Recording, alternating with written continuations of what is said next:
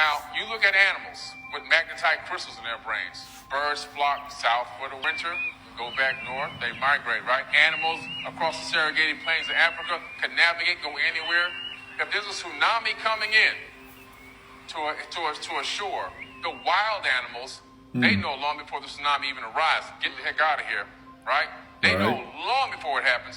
But the people and the pets, they stay there and drown. They videotape it on an iPhone. They watch the water come right on top of them, right? But why is that? The magnetite crystals. Now, what's also interesting about these crystals is they actually help to encapsulate your spirit in the avatar body, but with two other mechanisms. The other mechanism is your neural correlates of consciousness, which are three giant nerves that wrap around the inside of the skull that look like a crown of thorns. Wow. Now, you all know the story of Yeshua in the Bible, who had to put on the crown of thorns. To me, it's an archetype of what really is going on inside of our minds. We all are walking around with a crown of thorns that's responsible for us to receive higher levels of consciousness. See, Jesus never said he was coming back. He said that Christ will return. Come on, folks.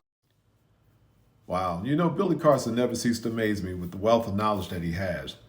He does a lot of research and, you know, he's pretty smart.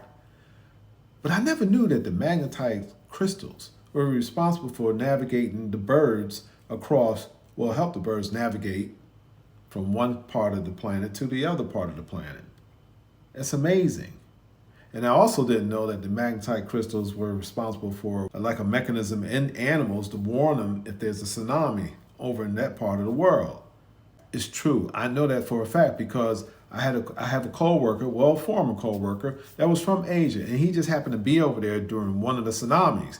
And he said a couple of days before the tsunami hit, animals were just fleeing away from the shoreline, away from the city, up to higher grounds. This is what he told me. And he said his family took heed to that and also got to higher ground, followed the animals. Well, not right behind them, but you know, they followed them.